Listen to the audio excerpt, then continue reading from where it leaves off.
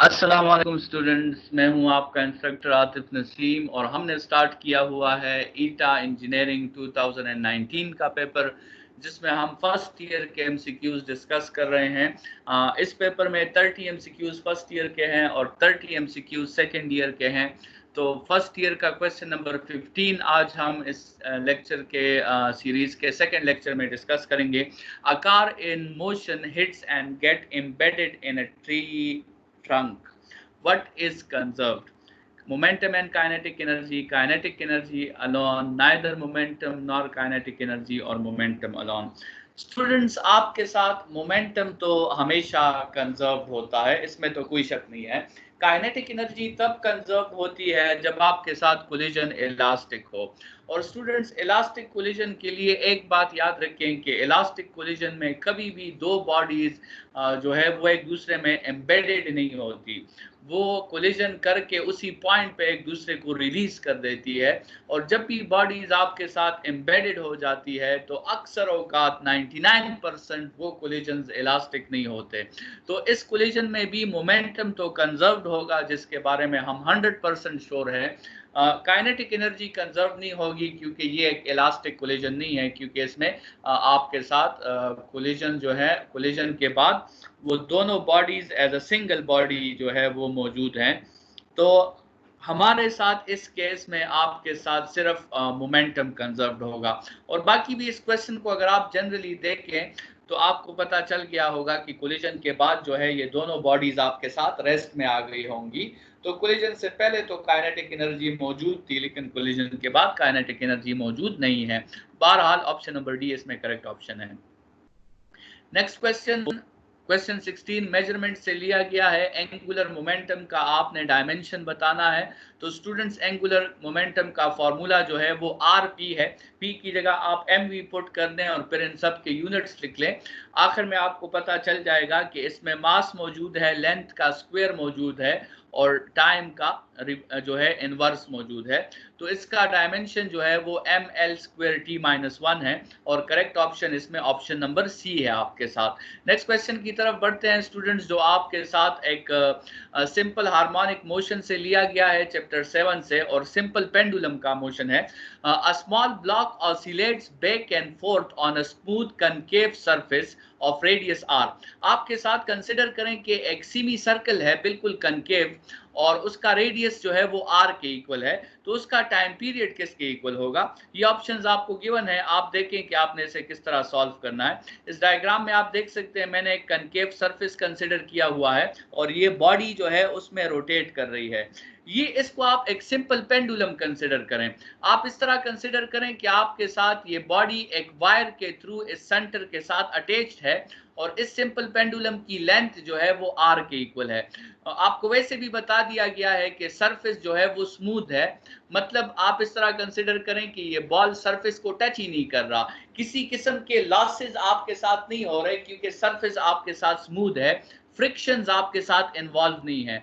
तो आप वही सिंपल पेंडुलम के टाइम पीरियड का फॉर्मूला यूज करें, लेकिन आप जो है एल की जगह, जो आपके साथ सिंपल पेंडुलम के टाइम पीरियड का फॉर्मूला है 2 पाई एल डिवाइडेड बाई जी, आप एल की जगह जो है ये आर पुट कर दें रेडियस, तो आपके साथ 2 पाई आर डिवाइडेड बाई जी आ जाएगा और करेक्ट ऑप्शन इसमें आपके साथ ऑप्शन नंबर ए है। नेक्स्ट क्वेश्चन की तरफ बढ़ते हैं, जो आपके साथ थर्मोडायनामिक्स से लिया गया है। द प्रोसेस और system that do not involve exchange of heat is called adiabatic process. ये तो आपको पहले से पता है कि आइडियाबैटिक प्रोसेसेस ऐसे रैपिड प्रोसेसेस होते हैं जिसमें हीट का एक्सचेंज जो है वो पॉसिबल नहीं होता। जिसमें टेम्परेचर कांस्टेंट होता है वो आइसोथर्मल प्रोसेस है और जिसमें हीट फ्लो नहीं होता वो आइडियाबैटिक प्रोसेस है। स्टूडेंट्स, नेक्स्ट क्वेश्चन आपका मेजरमेंट से लिया गया है। आपने प्रेशर की डायमेंशन बतानी है। तो आप सबसे पहले प्रेशर का जो है वो यूनिट लिख लो और फिर आप उसके डायमेंशन लिख सकते हो। तो प्रेशर का यूनिट है न्यूटन पर मीटर स्क्वायर। न्यूटन आपके साथ इक्वल है KG metre per second square और इनटू 1 बाय मीटर स्क्वायर हो जाएगा।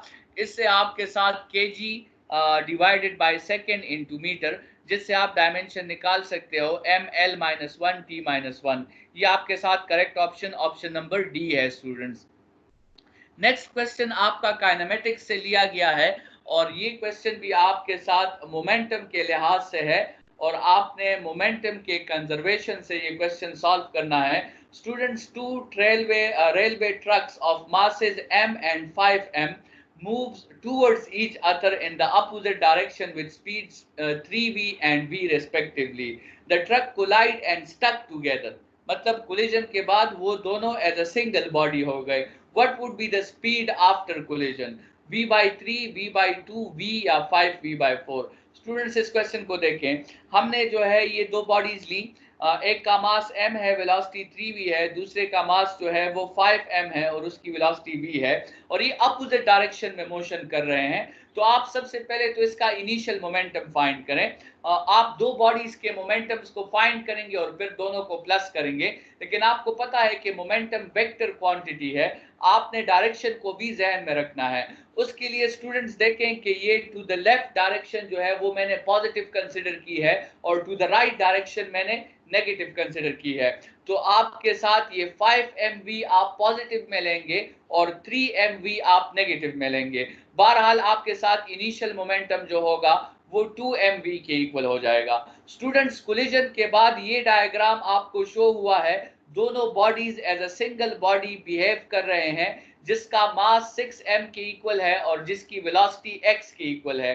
तो इसका फाइनल मोमेंटम 6mx हो जाएगा। आप चूंकि मोमेंटम हमेशा कंजर्व होता है तो आप इन दोनों मोमेंटम्स को इक्वल करके x की वैल्यू निकाल सकते हैं जो v/3 है, लेकिन प्लस v/3 है। इसका मतलब ये कनेक्टेड बॉडीज जो हैं ये आपके साथ लेफ्ट की तरफ जाएंगी, जो डायरेक्शन हमने पॉजिटिव लिया है, और करेक्ट ऑप्शन आपके साथ इसमें ऑप्शन नंबर ए है। स्टूडेंट्स, क्वेश्चन नंबर 21 की तरफ बढ़ते हैं। Which of the following have the largest kinetic energy? Simple question है आपके साथ, ये आसान सा क्वेश्चन है और इसमें आपने सबके लिए काइनेटिक एनर्जी कैलकुलेट करनी है। स्टूडेंट्स, एक तरीका तो ये है कि आप सबके लिए काइनेटिक एनर्जी कैलकुलेट कर लें। दूसरा तरीका ये है कि आप जो है, आपको पता है कि kinetic energy is equal to half mv² का फॉर्मूला है, तो आप ये m की वैल्यू ऐसी ही रखो और v का स्क्वायर लेके m के साथ मल्टीप्लाई कर लो। मतलब यहाँ पे आपके साथ 3 स्क्वायर इंटू 2 18 आता है, इस दूसरे ऑप्शन में आपके साथ 2 स्क्वायर इंटू 4 20 आता है, तीसरे ऑप्शन में 4 स्क्वायर 16 इंटू 3 48 आता है और फोर्थ ऑप्शन में आपके साथ 1 आता है। तो यहाँ से आपको बात क्लियर हो जाती है कि जो आपके साथ मैक्सिमम काइनेटिक एनर्जी होगी वो ऑप्शन नंबर सी में होगी। ठीक है, तो ये जो है इसका करेक्ट ऑप्शन हमारे साथ ऑप्शन नंबर सी है। इसको आप यहाँ पे देख सकते हैं, मैक्सिमम काइनेटिक एनर्जी जो है ये 48 mv², 48 इंटू हाफ mv², तो ये मैक्सिमम काइनेटिक एनर्जी हो गई। नेक्स्ट क्वेश्चन की तरफ बढ़ते हैं। आपके साथ इलेक्ट्रिक चार्ज का जो यूनिट है वो क्या यूनिट है? स्टूडेंट, ये क्वेश्चन भी मुझे ऑप्शंस में करेक्ट नहीं लग रहा। मुझे नॉर्मली इलेक्ट्रिक चार्ज का जो यूनिट है वो एम्पेयर इंटू सेकेंड है, लेकिन इसमें एक ऑप्शन भी एम्पेयर इंटू सेकेंड मौजूद नहीं है। अगर आपको इसमें कोई ऑप्शन करेक्ट लगता है तो मुझे ज़रूर बताएं कमेंट्स में। हम बढ़ते हैं नेक्स्ट क्वेश्चन की तरफ, और नेक्स्ट क्वेश्चन एक सिंपल आपके साथ स्टेटमेंट है, सेकेंड लॉ ऑफ मोशन है ये, Newton second law of motion के the time rate of change of momentum is called force. ठीक है, तो ये आसान सा क्वेश्चन है आपके साथ, Newton second law F is equal to ma से आप डिराइव कर सकते हैं, और ये एक इम्पॉर्टेंट शॉर्ट क्वेश्चन भी है कि आप जो है फोर्स को इस फॉर्म में डिफाइन करो कि it is the time rate of change of momentum. बहरहाल ऑप्शन ए इसमें करेक्ट ऑप्शन है। नेक्स्ट क्वेश्चन की तरफ बढ़ते हैं जो कि रोटेशनल मोशन से लिया गया है। A body moving in a circle of radius 1 meter makes an angle of 57.3 degrees. The distance covered by the body along the circle is. Students, एक बात याद रखिए कि हमने जो है 1 रेडियन, अगर आपको याद हो 1 रेडियन हमने इस तरह डिफाइन किया था कि 1 radian is the distance, 1 radian is the angle which is covered when the radius of the circle is equal to the circular arc। ठीक है, तो ये 57.3 परसेंटेज नहीं है, ये 57.3 डिग्रीज है। तो अगर इतना एंगल कवर हो गया है इसका मतलब 1 रेडियन कवर हो गया है, और जब 1 रेडियन कवर हो गया है तो आपके साथ सर्कुलर डिस्टेंस और रेडियस वो इक्वल होते हैं। तो अगर रेडियस 1 मीटर के इक्वल है तो सर्कुलर डिस्टेंस भी आपके साथ 1 मीटर के ही इक्वल होगी। क्वेश्चन नंबर 25 की तरफ बढ़ते हैं कि question number 25 simple harmonic motion से लिया गया है और ये सिंपल पेंडुलम के जो रिस्टोरिंग फोर्स है उसके बारे में है। सिंपल पेंडुलम का रिस्टोरिंग फोर्स इसमें आप इस डायग्राम में देख सकते हैं। लेट्स सपोज हम एक सिंपल पेंडुलम को डिस्टर्ब कर दें और आप इस तरह करें कि इसके वेट को along the टेंशन को रेफरेंस कंसिडर करते हुए आप इसके वेट को रिजॉल्व करें तो आपके साथ वेट के दो कंपोनेंट्स बनेंगे, एक mg cos थीटा बनेगा, एक mg sin थीटा बनेगा। स्टूडेंट्स यहाँ पे आप देखें तो mg cos थीटा वो टेंशन के साथ कैंसिल आउट हो रहा है, लेकिन जो फोर्स आपके साथ नेट रिजल्ट बच रहा है जिसकी डायरेक्शन जो है वो इक्विलिब्रियम पोजीशन की तरफ है वो mg sin थीटा है और इस फोर्स को हम रिस्टोरिंग फोर्स कहते हैं। तो आपके साथ करेक्ट ऑप्शन इसमें ऑप्शन नंबर बी है। नेक्स्ट क्वेश्चन की तरफ बढ़ते हैं कि if the temperature of the medium increases by 1 degree centigrade what is the increase of the speed. तो स्टूडेंट्स आपको याद होगा कि हमने कहा था कि वेव्स का क्वेश्चन है, ये साउंड का क्वेश्चन है और हमने कहा था कि the speed of sound is directly proportional to the root of the temperature और हमने डिराइव किया था कि जब भी 1 डिग्री चेंज आता है तो स्पीड ऑफ साउंड जो है वो 0.61 मीटर्स पर सेकेंड चेंज हो जाता है।